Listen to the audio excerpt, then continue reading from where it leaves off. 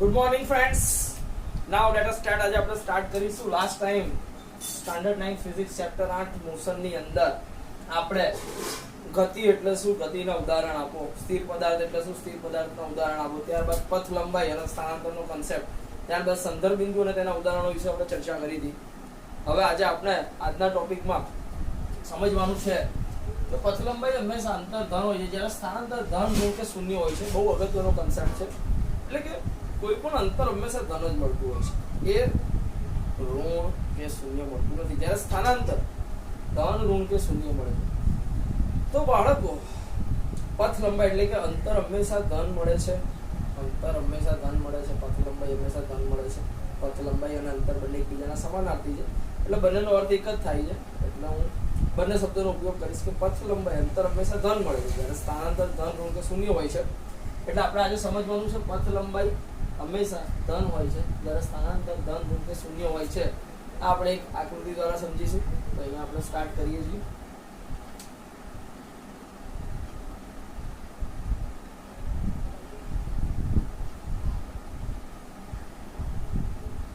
અહીંયા જ્યાંથી આપણે શરૂઆત કરીએ છીએ ઉગમ બિંદુ,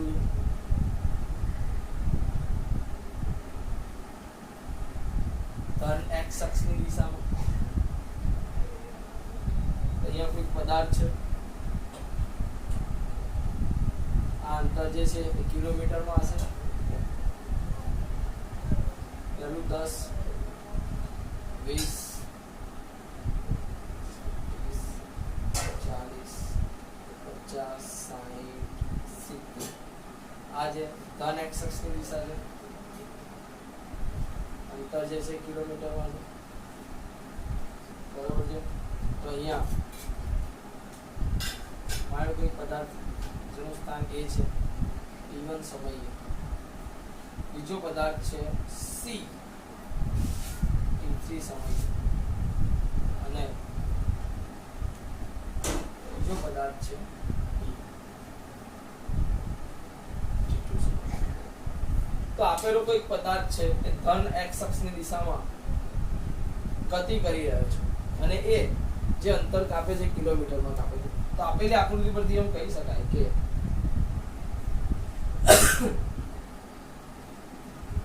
આપેલ આકૃતિ પરથી આપેલી આકૃતિ પરથી કહી શકાય કે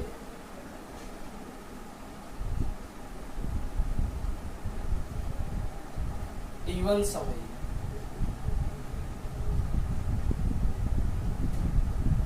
પદાર્થ એ સ્થાન પર છે. T1 સમયે પદાર્થ એ સ્થાન પર છે, જ્યારે T2 સમયે પદાર્થ B સ્થાન પર છે, અને T3 સમયે પદાર્થ C સ્થાન પર છે. અહીંયા બાળકો તમે સમજો છો કે T1 સમયે પદાર્થ A સ્થાન પર છે, T2 સમયે પદાર્થ B સ્થાન પર છે, અને T3 સમયે પદાર્થ C સ્થાન પર છે. પદાર્થ આ રીતે ગતિ કરતો હોય છે ધન એક્સ અક્ષની દિશામાં, જે અંતર કાપે છે કિલોમીટરમાં કાપે. તો અહીં ધારો કે પદાર્થ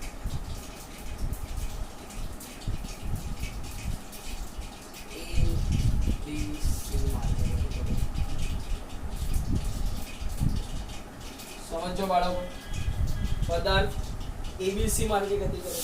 ABC માર્ગે ગતિ કરે છે, ઇટ મીન્સ ધેટ એનો અર્થ એ થાય છે કે શરૂઆતમાં પદાર્થ A સ્થાન પર છે, એ સ્થાન પરથી એ સ્થાન પર છે તેનાનો સમય T1 છે. હવે એ સ્થાન પરથી પદાર્થ B સ્થાન પર જાય છે ત્યારે T2 સમય હોય છે, અને B સ્થાન પરથી પદાર્થ C સ્થાન પર જાય છે. તો પદાર્થ ABC માર્ગે ગતિ કરે છે. તો ABC માર્ગે ગતિ કરતા પદાર્થની ગતિપથની કુલ પથ લંબાઈ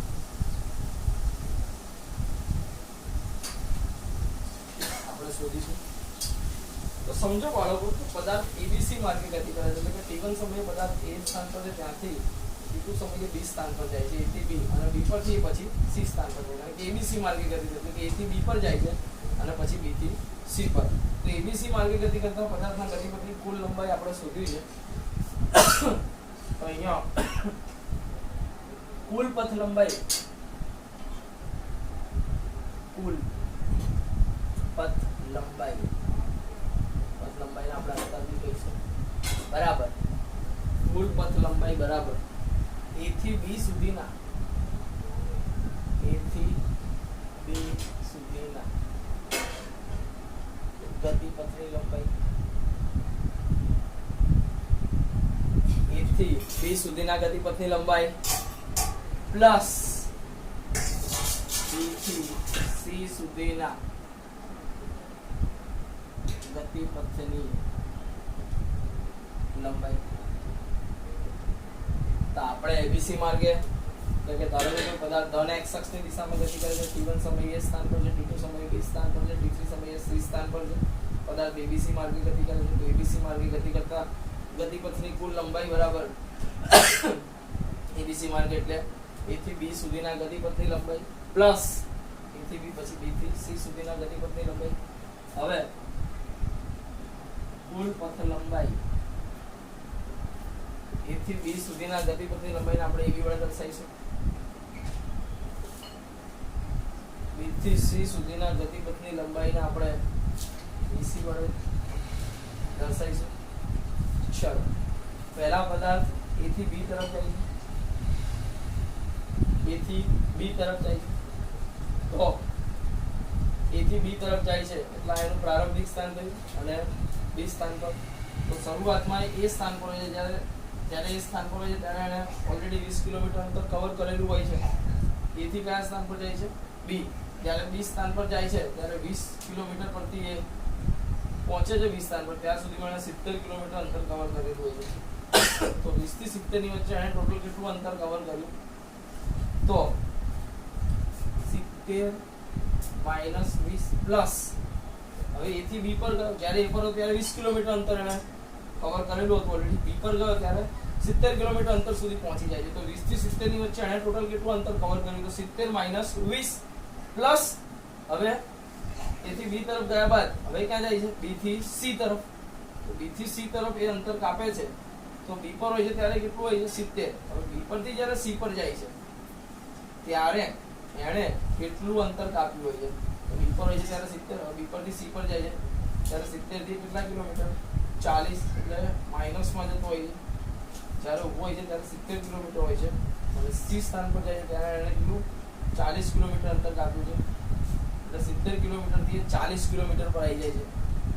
તો એણે કેટલા કિલોમીટર અંતર કાપ્યું છે? 60, 50 અને 40, એટલે 30 કિલોમીટર અંતર. એટલે કે 70 માઈનસ 40 આ અંતર જે કિલોમીટરમાં હશે તો 70 માઈનસ 20 એટલે કેટલું અંતર કાપે છે? 50 કિલોમીટર. અને 70 માઈનસ 40 એટલે કેટલું અંતર કાપે છે? 30 કિલોમીટર. તો આ રીતે ટોટલ કેટલું અંતર કાપે છે? 80 કિલોમીટર. 80 કિલોમીટર અંતરે કયા પાથ પર કાપે છે? A, B, C માર્ગે.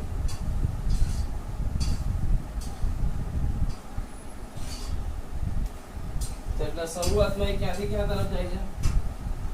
A થી ક્યાં જાય છે?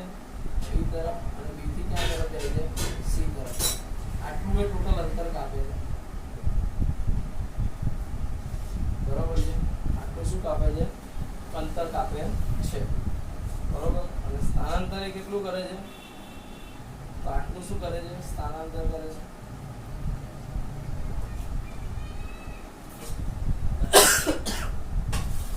તો આ એબીસી માર્ગે ગતિ કરેલા ગતિપથની કુલ લંબાઈ કેટલી છે? તો એબીસી માર્ગે ગતિ કરતા ગતિપથની કુલ લંબાઈ એટલે કે અંતર કેટલું છે? 80 હવે આ આપણે એબીસી માર્ગે ગતિ કરતા ગતિપથની કુલ પથ લંબાઈ એટલે કે અંતર 80 કિલોમીટર સુધી. હવે એબીસી માર્ગે કેટલું સ્થાનાંતર કરે છે આપણે જોઈશું. એબીસી માર્ગે કરેલું સ્થાનાંતર જુઓ. હવે કુલ સ્થાનાંતર શોધીશું એબીસી માર્ગે. કુલ સ્થાનાંતર આપણે શોધવાનું છે એબીસી માર્ગે. હવે એબીસી માર્ગે સ્થાનાંતર કરે છે એ બી સી. તો પહેલા એ થી ક્યાં ગયો બી અને બી થી સી પર. પહેલા એ થી ક્યાં જાય છે બી પર અને બી થી ક્યાં જાય છે સી પર. તો હવે આપણે ટોટલ એબીસી માર્ગે કેટલું સ્થાનાંતર કર્યું. તો સ્થાનાંતર બરાબર અંતિમ સ્થાન સ્થાનાંતરનું અંતિમ સ્થાન માઈનસ પ્રારંભિક સ્થાન. તો જેમ એબીસી માર્ગે ગતિપથની કુલ લંબાઈ શોધી તો a થી b સુધીની પ્લસ b થી c સુધીની, જેમાં a થી b માં આપણે 50 કિલોમીટર અને b થી c સુધીમાં આપણે 30 કિલોમીટર, ટોટલ 80 કિલોમીટર અંતર શોધ્યું. હવે એબીસી માર્ગે એણે કેટલું સ્થાનાંતર કર્યું. તો પહેલા a થી b પર ગયો અને b થી c પર ગયો. હવેનું સ્થાનાંતર એબીસી માર્ગે છેલ્લે કયા સ્થાને સ્ટોપ થયો. સી માર્ગે સ્ટોપ થયો તો સી એનું કયું સ્થાન થશે, અંતિમ સ્થાન થશે. એ બી સી માર્ગ એટલે a થી b અને b થી c. સી પછી ક્યાંય જતો નથી એટલે સી એનું કયું સ્થાન થશે, અંતિમ સ્થાન. તો અંતિમ સ્થાન એટલે બિંદુ સી નું સ્થાન.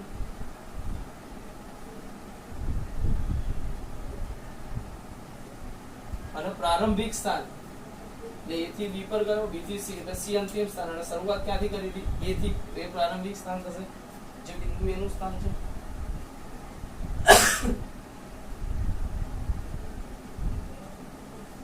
સમજીએ. હવે જ્યારે બિંદુ સી પર હતું ત્યારે કેટલું અંતર કવર કર્યું છે 40 કિલોમીટર.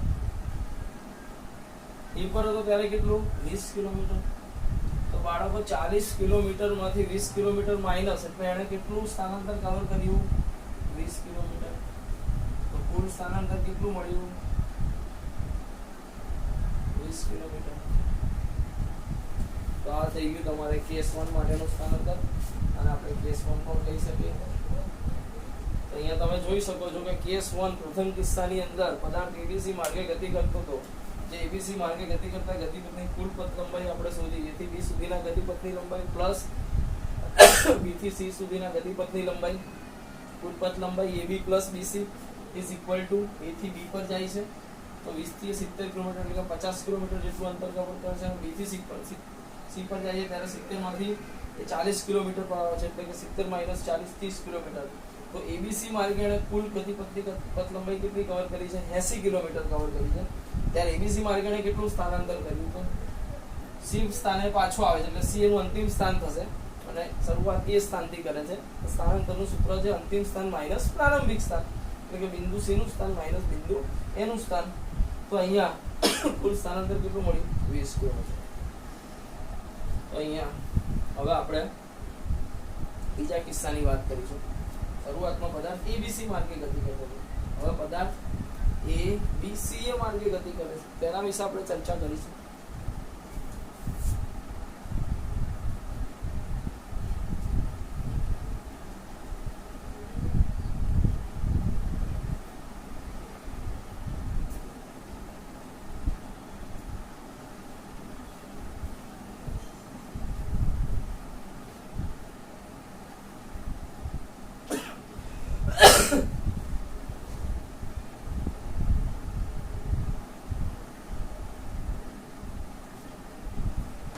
તો હવે બાળકો આપણે એબીસી માર્ગની ચર્ચા કર્યા બાદ કેસ 2 ની અંદર હવે બીજા કેસની વાત કરીશું. જેમાં પહેલા કેસમાં આપણે એબીસી માર્ગે ગતિ કરતા પદાર્થની ગતિપથની કુલ પથ લંબાઈ અને કુલ સ્થાનાંતર શોધ્યું. હવે બીજા કેસમાં ધારો કે પદાર્થ એબીસી માર્ગે ગતિ કરે છે. પદાર્થ એ માર્ગે ગતિ કરે છે.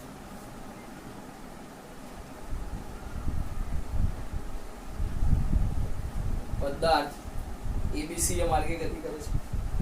તો અહીં પદાર્થ એબીસી માર્ગે ગતિ કરે છે એટલે એબીસી માર્ગે ગતિ ગતિ કરતા પદાર્થની કુલ પથ લંબાઈ બરાબર.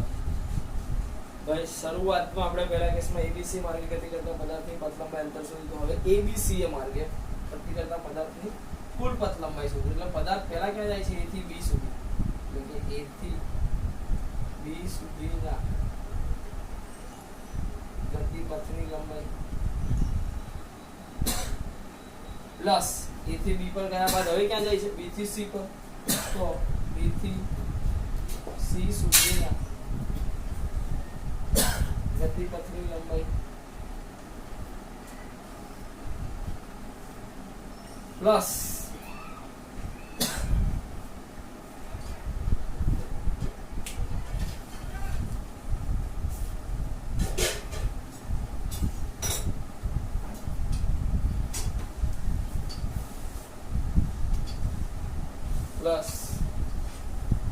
C થી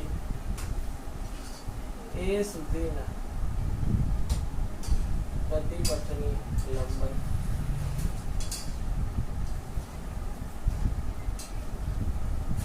સમજો બાળકો, હવે A B C માર્ગે ગતિ કરતા પદાર્થની કુલ પથ લંબાઈ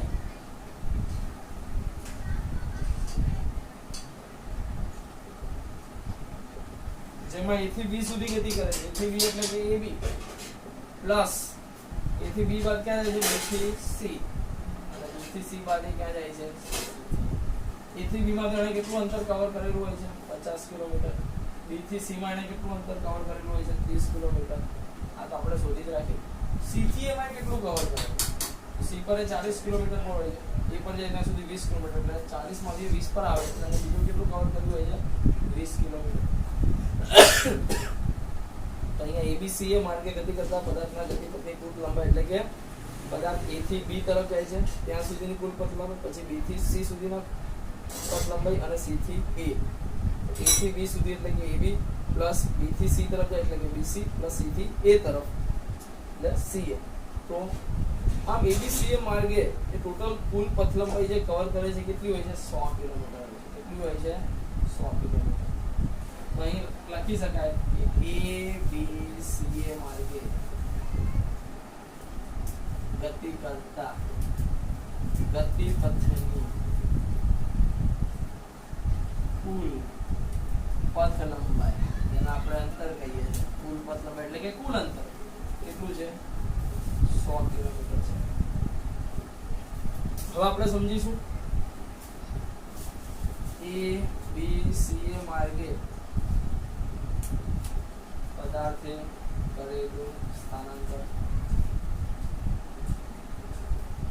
જેમ આપણે પહેલા કેસમાં ABC માર્ગે ગતિ કરતા ગતિ પથની કુલ પથ લંબાઈ શોધી હતી, એ રીતે ABC માર્ગે કરેલું સ્થાનાંતર પણ શોધ્યું હતું. એ રીતે ABCA માર્ગે ગતિ કરતા ગતિ પથની કુલ લંબાઈ શોધ્યું. હવે ABCA માર્ગે પદાર્થ કેટલું સ્થાનાંતર કરે છે? તો અહીં કુલ સ્થાનાંતર સમજો બાળકો. શરૂઆત ક્યાંથી કરી હતી પદાર્થ? A. તો A નું કયું સ્થાન હશે? પ્રારંભિક સ્થાન હશે. A થી ક્યાં જતો હતો? B તરફ. B થી ક્યાં જતો હતો? C તરફ. C થી ક્યાં જતો હતો? A તરફ. તો જ્યાંથી શરૂઆત કરે છે એ જેનું અંતિમ સ્થાન થાય છે. કારણ કે પહેલા પદાર્થ A થી શરૂઆત કરે છે. A થી ક્યાં તરફ? A થી શરૂઆત કરે એટલે એનું પ્રારંભિક સ્થાન થયું. ત્યાંથી ક્યાં જાય છે? B તરફ. B થી ક્યાં જાય છે? C તરફ અને C થી A તરફ. એટલે એ છેલ્લે રિટર્ન એ ક્યાં આવે છે? ફરી પાછું ક્યાં આવે છે? એ સ્થાન પર. એટલે કે જ્યાંથી શરૂઆત કરી છે કે જે પ્રારંભિક સ્થાન છે અને ત્યાંથી જ એ ગતિ કરીને કયા સ્થાન પર આવે છે? એ સ્થાન પર જ આવે છે.